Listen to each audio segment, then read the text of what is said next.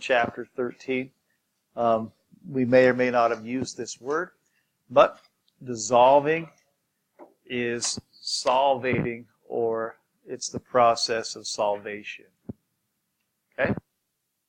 After we have salvation, and we have molality, which are two words that maybe we haven't heard much. Thank you. Today, every qualitative principle of there's not much left there, and then we're going to do math. Most kids don't hate this math because it's not as complicated as other math we've done, like even remotely close. Okay, notice this. The test will be Friday. We have plenty of time. You may not think so, but we should finish everything we need to do by tomorrow. Full review day of reviewing stuff that we've already gone over. That was redundant. And then Friday's the test. This is not a gigantic test. It has like 10 or 11 multiple choice and 2 free response. One of the videos I recorded and posted had me saying out loud every single response question. Not single response, multiple choice question. From chapter 11, there's only 3 multiple choices from chapter 13, and there's one of them. Okay? Easy enough? Hey, since I've started doing this, your test scores have gone up. How about that? You're welcome. If I show you all the answers to every multiple choice in advance, you do better. Who would have known? Oh, let me pause this. So there are 3 vocabulary terms. They're not really on a test, and they shouldn't be that hard that you should know. To describe a solution, just qualitatively, we can use the term saturated. Saturated means it holds as much as possible at that temperature. Okay? Not too hard. It says here, dissolved solute is in dynamic equilibrium with solid solute particles. All right. Now, we talked about a dynamic equilibrium before.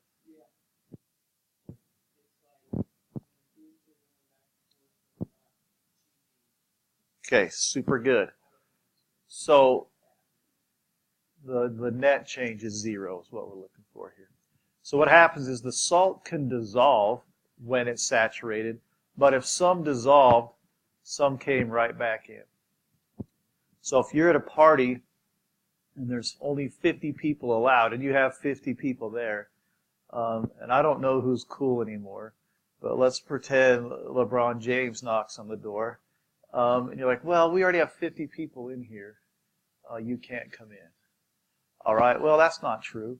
What you'll do, you'll let LeBron James in, and you'll kick someone out that's nearly not as cool. Right?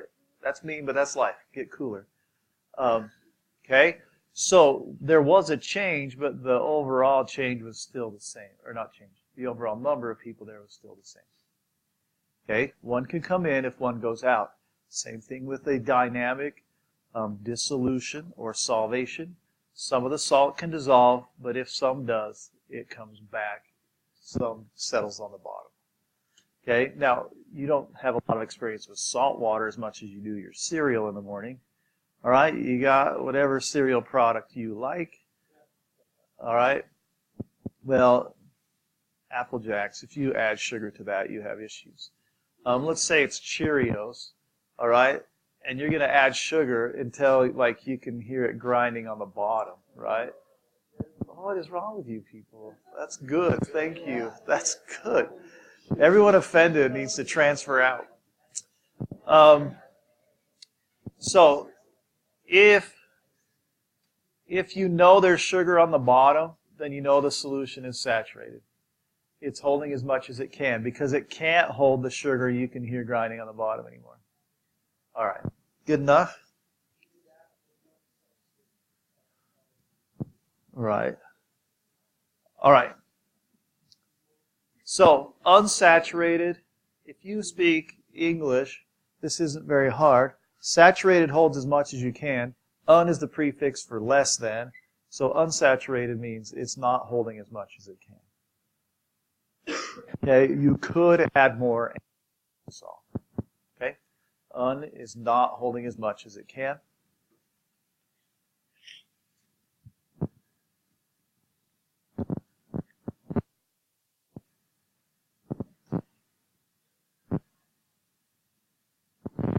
All right, and the last one is supersaturated. In a supersaturated solution, it's holding more than it should. And that's a little bit weird. How can something hold more than it should? The way that you do it is you heat it, like you get the solution hot, you add solute, like a lot of it, and it dissolves at that temperature. But then you let the solution cool. Really hard to get these to work, by the way.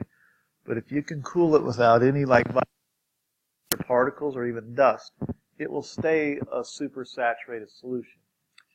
But once you add even just a tiny speck of this substance, this is most likely sodium acetate. When you add a little speck of sodium acetate, all of a sudden the entire solution starts to become solid. All right? As that process happens, it gives off a ton of heat. Because if it took energy to keep it dissolved, when it comes out of solution, you have to get that energy back. A liquid to a solid, that's called freezing. But a gas to a is called sublimation. Now, there's actually an application of this that some of you may own in your own life. And that's like those little like clear liquid things that you boil, and then you go skiing, and then you keep them, and then you snap the thing in the middle, and they go solid. They're in your gloves, and they give you heat for like 2 hours. Does anyone own one of those? That's this exact process. You can cycle it over and over. All you have to do is heat it before you go, and then you snap the metal disc in the middle to give it that little jolt, and then it becomes solid, and it gives off that heat. Oh, you probably can. I've only used one once, but you probably could. Give it a nice hard jolt. Yes?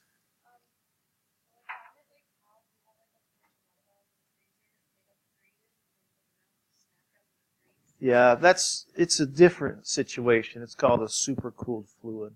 So it's not a solution. But what's happening is the same idea. The water molecules are squished nice and tight together, and you haven't disturbed them at all. But then once you do, you disturb the rock in place in that crystalline structure, and the thing swells, or the water comes out the top, right? If you open them. But that is a different process than this. Okay, next. So far today, the 3 words: saturated, supersaturated, and unsaturated. If you're okay with mixes, you should be fine. Like Superman is greater than man. You all right with that? Anytime we say we usually say like under. That means below, right? So saturated holds as much as you can. Unsaturated, not holding as much as you can. Supersaturated, holding more than you can. Chemists, now factors affecting solubility. Chemists use the axiom like dissolves like. This is an important thing to remember. Even I remembered that from when I was in high school. Like I couldn't apply it because I was a loser. But I remember the term. And what that means is polar substances tend to dissolve in polar solvents. Nonpolar substances tend to dissolve in nonpolar solvents. Okay? If you have like bonds, you will most likely dissolve in solution. But this would be why your oil and water don't mix, because oil is nonpolar, water is polar. They do not mix. Like you can shake them up like your salad dressing, and they will emulse, which means they sort of come like in an even mixture, but they're not dissolving, right? And they do separate over time.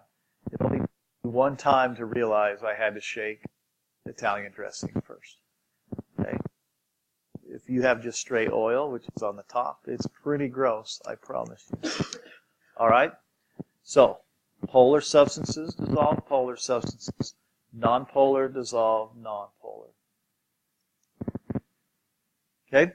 When you wash your dishes, most of the stuff on your plate will just come off with hot water, right? But what do you have to use the soap for? Things that are greasy, right? All right. Those fats are nonpolar. So that greasy stuff that you have to use dish soap for, that's the nonpolar thing, and dish soap is nonpolar itself, so that scrubs it away. All right. So the more polar the substance is in the solution it is in, the higher, the more it can dissolve. And same with nonpolar. Okay? Now, this is just pretty much the same thing. The more similar the intermolecular attractions, the more likely one substance is to be soluble in another. So this example, you have, let's see, ethanol is what that would be called. Ethanol dissolving in water. All right. Ethanol has an OH, so it has a hydrogen bond. So does water. So they will likely dissolve very well in each other. All right. And they do. Most of you in here hopefully don't drink alcohol already. But ethyl alcohol is what's in alcohol that you drink. And most of that still is water. And they mix just fine because of their polarity and their hydrogen bonding. All right. Glucose, which has hydrogen bonding, is very soluble in water. Cyclohexane, which only has dispersion forces, is not. These are just two more examples. So this is sugar. Sugar dissolves in water really well. Cyclohexane is cyclohexane. It's not something common in your life, but it definitely will not. Okay? Hydrogen bonding makes things very soluble in water.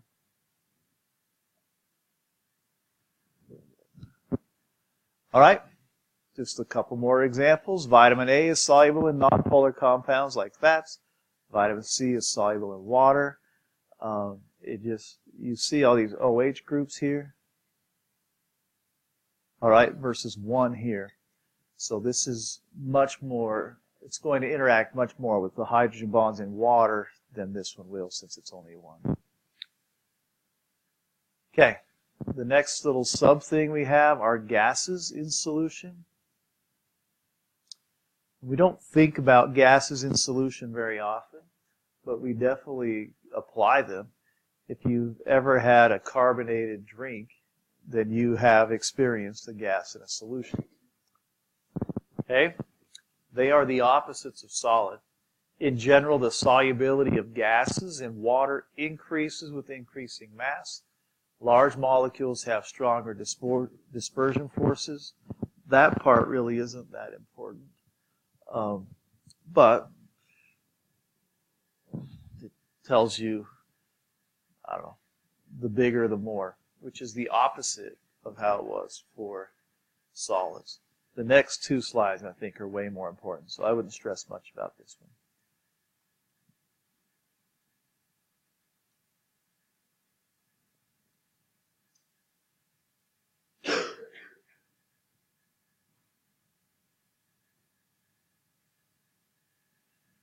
Let's take 30 seconds and describe to your friends what a dispersion force is. Ready, set, go. So this attraction here causes the things to be a little bit more attracted than normal. All right, and the greater the dispersion force, the more, and they're not polar, but the closer to polar they become. So the closer to polar they become, the better they'll dissolve in water. Okay? So they definitely tie together. Okay, why isn't that working very well today? The solubilities of liquids and solids does not change appreciably with pressure, but the solubility of a gas in a liquid.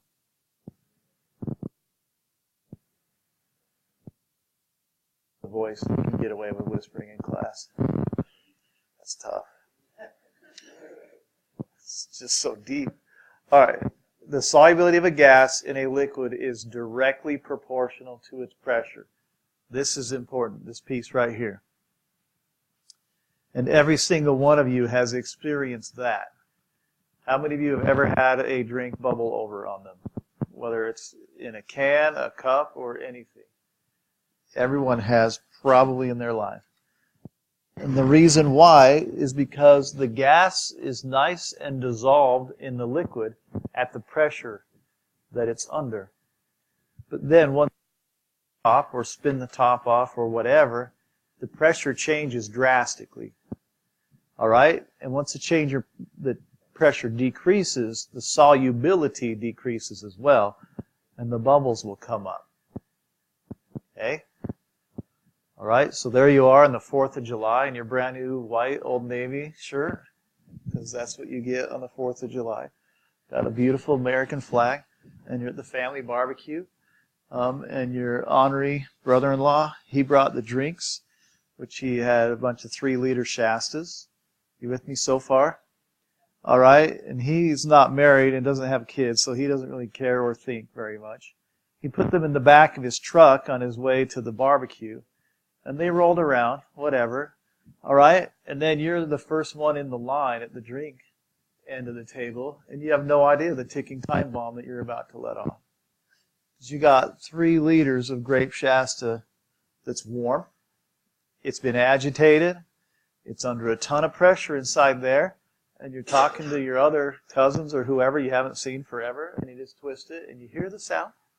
And you know it, but you're busy in a conversation.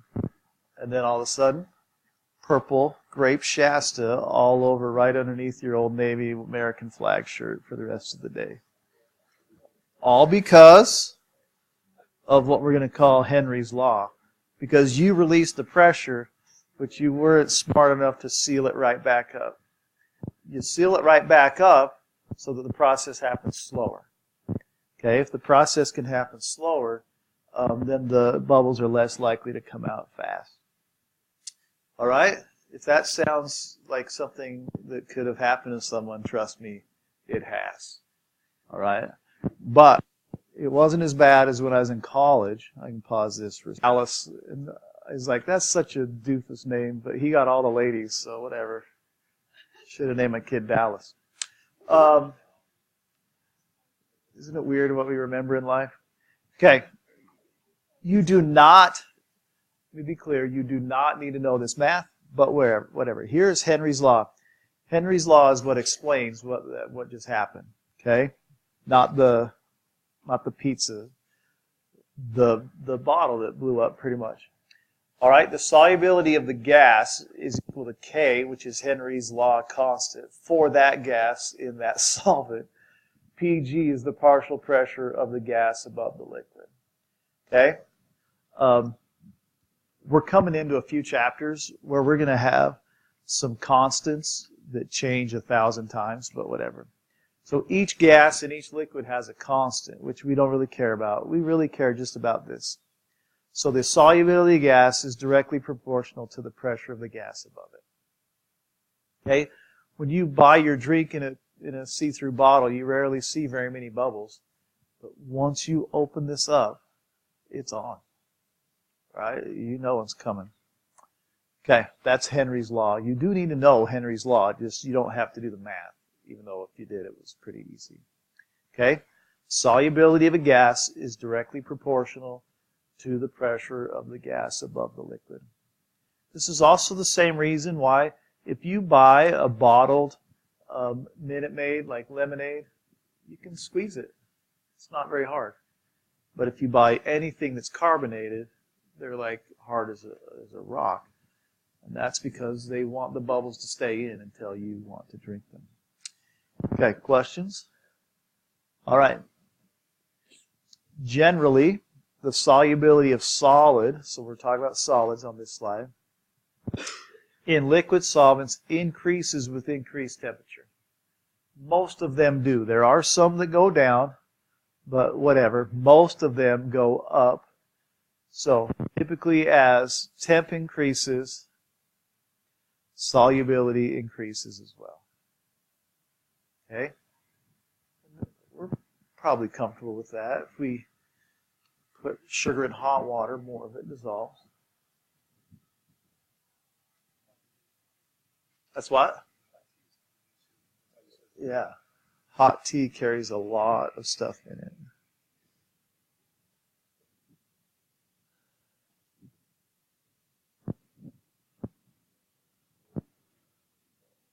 All right.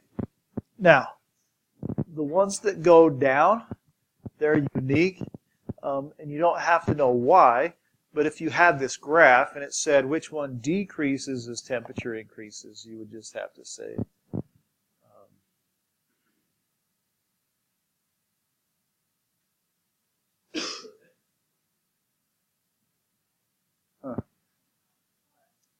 just trying to figure out the official name of this. Cesium 6. Took me a minute to do the math on that. All right, now, the opposite is true for gases. Okay, so this one's gases. Carbonated soft drinks are more bubbly if stored in the refrigerator. Another example is warm lakes have less O2 dissolved in them than cool lakes. Pioneer Pond, before they put the fountains in, every summer all the fish would die in August. It was pretty gross because they ran out of oxygen. Pioneer Pond would get so hot, the amount of oxygen that the water could hold would drop drastically, and then the fish would suffocate. And then I bought this one day, and there was like 1,000 upside-down fish. You're like, ugh, that's disgusting. Anyway, so just know that the temperature is reversed for solids and gases. All right. Oh, that was fun. Now, guess where we are? Yay! Everybody loves math. Well, that's more like, that's a frowny line, huh? Some people don't like math at all. Oh, crap. There we go. There's math. Okay. Oh. No, you're not. Waitresses have to do math. Nuh-uh. No, you got to do math so you can get pissed when you go tip the number. That isn't. Oh, okay. Never mind. All right, so here we go. None of this math is very bad, and I think all the math follows the reader I handed out, if you still have that. Okay? So, it really isn't that bad. So here we go. The first quantitative way of discussing a solution. So we're talking about its concentration, essentially. There's multiple ways to describe the concentration of a solution. First is percent concentration. Now, this slide looks daunting, but they're all the same. They're just solving for a different unit. So percent concentration, you could be given for mass over mass, mass over volume, or volume over volume. All right? And it will ask you, to know which one to use, the problem would have to say, what is the concentration in mass over volume of the following solution? Okay? It could say, what is it mass, mass, and what is it volume, volume. So I have a solution over here that we can do a little bit of math on. This is my first Mountain Dew since Friday, by the way, so I hope you're proud of me. Thank you. So here we go. This Mountain Dew volume is 254 milliliters. It doesn't say that anywhere I can find fast, but I pretty much have that number memorized. All right? So if I was going to find the percent, I'm going to use brackets because concentration is a long word, right? All right, the percent concentration, mass over volume for sugar in my I simply the grams and the milliliters, and I'm ready to go. All right?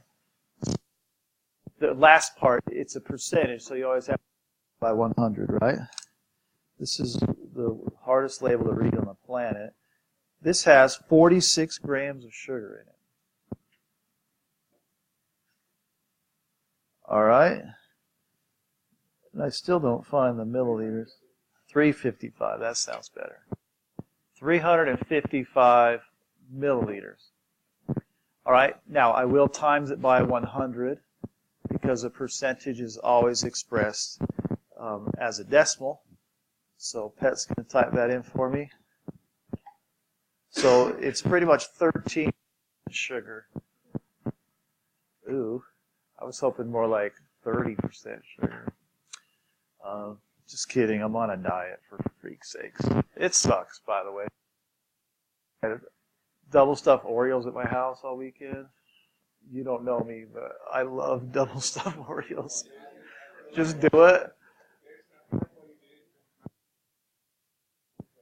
No, I had no pop this whole weekend. All right. Did that seem hard? No, because it really isn't. Okay? The other ones, they're no different. It just depends on what it's asking. If I knew the density of this solution, my pop, we could find the mass over mass. If I knew the volume the sugar took up, I could find the volume over volume if I cared. Okay? They're typically very simple things. Because honestly, it's the same as if we found an average for anything that we've ever done. If you want to know how you performed on a test, you take what you got, divide it by the total, times it by 100. It's the same thing that you've done your whole life. Here's another example. Here, I think. Oh, this I looked this morning. It's all just one. So it's 27%. We'll get that eventually, but here you go. What is the percent of salt in a solution if you have 3 moles in 480 milliliters of water? Okay? So we will switch things up. 3 moles, 480 milliliters of water. All right? So based on that, are we going to solve for M over V, M over M, or V over V? Most likely, the question would have asked for grams per milliliter. Because grams, but it can very easily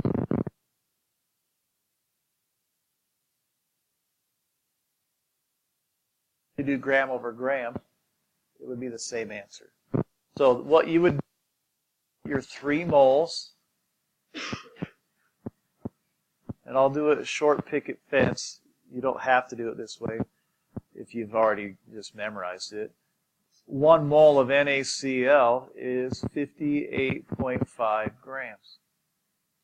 So you just multiply that by 3.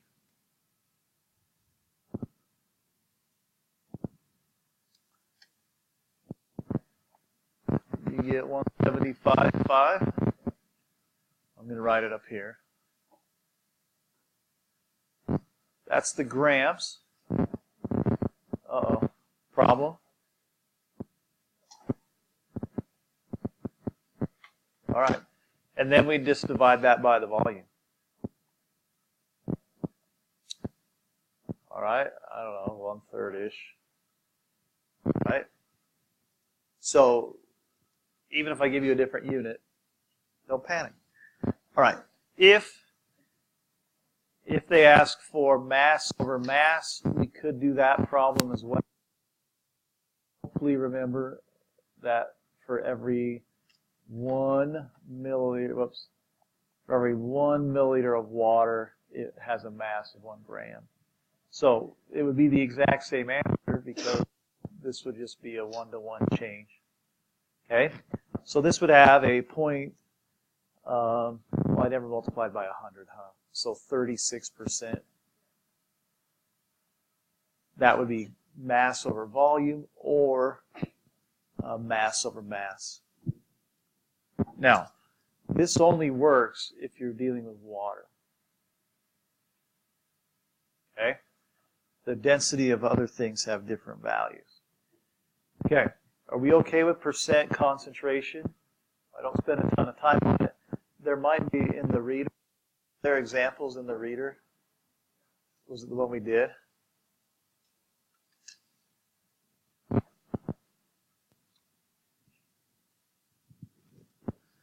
These are also not super difficult. Parts per billion is a measurement used when you have really, really small values. And it's used for like toxins in the water and stuff like that, where a very small amount can be very bad. So, the way parts per million works out, you take the mass of whatever you're talking about in the solution and divide it by the total mass of the solution and multiply it by 10 to the 6th. Now, I do this a different way in my heart, and it's fine. This is right, and so is the next part. It just depends on how you feel about it. So parts per million, I'm going to bring it down here.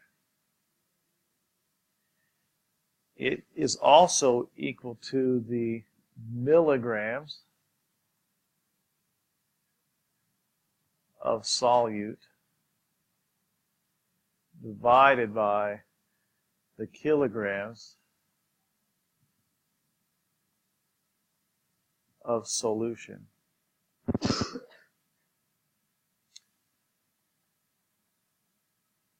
Now, the reason why that works is because there are 1,000,000 milligrams in 1 kilogram.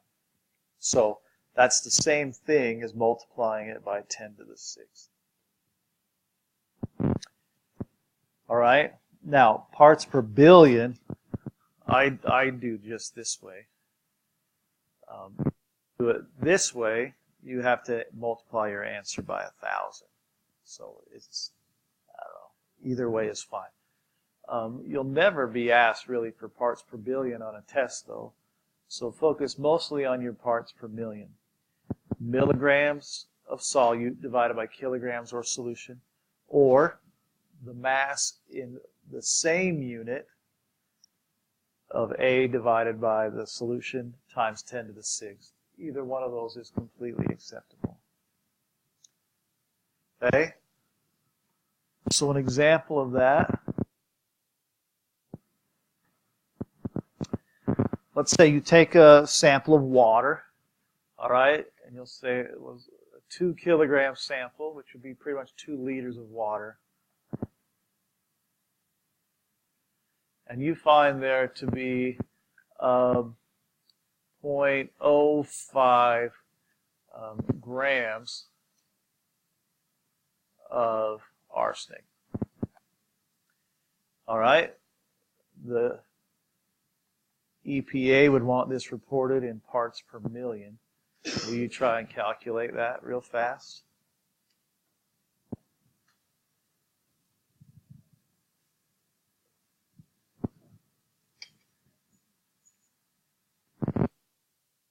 Go through this pretty quick. So I'm going to do it my way. The other way is just fine if you did it the other way. So I want my solute on top. Milligrams moves 3 places, right? So this is 50 milligrams. How many kilograms? 2. So this equals 25 parts per million. If you do it the other way, it's fine. Both to the same unit, so you'd have 0.05 divided by 2,000, right? Times 10 to the 6th, and that should be 25 as well. So either one is fine. You okay with that? So 25 parts per million. Is this water you'd want to drink? Any guesses? No. That'd kill you super, super, super dead. Like the allowed value for arsenic in water is like 0.001 part per million or something like that. All tap water has lead and arsenic and all other things in it too, but they're usually in very, very, very small amounts. Right, it's just going to happen. Okay, are we all right with parts per million? Problem team is that there's like 10 different things. Okay, the AP test uses these equations. Your test will have most of the screen. All right, but you still need to know how to use each one of them. Okay, so here's one. Another example. We'll give that a shot for a minute. Okay. So far, and I won't introduce the next one until tomorrow, but math-wise, percent concentration in parts per million. On your exam, you have to do one of every single thing we're doing today. These two should be the ones you can do in a minute or so, and then move on. Sound good? Okay, tomorrow we learn molarity again, which that won't be bad. We've been doing molarity since chapter 4. And then we learn molality. Molality is not that bad. It's different. Really isn't that bad. And we learn mole fraction. And we've already learned mole fraction as well. So most everything we're going to do is review. Okay, thanks for being awesome today. Enjoy your day.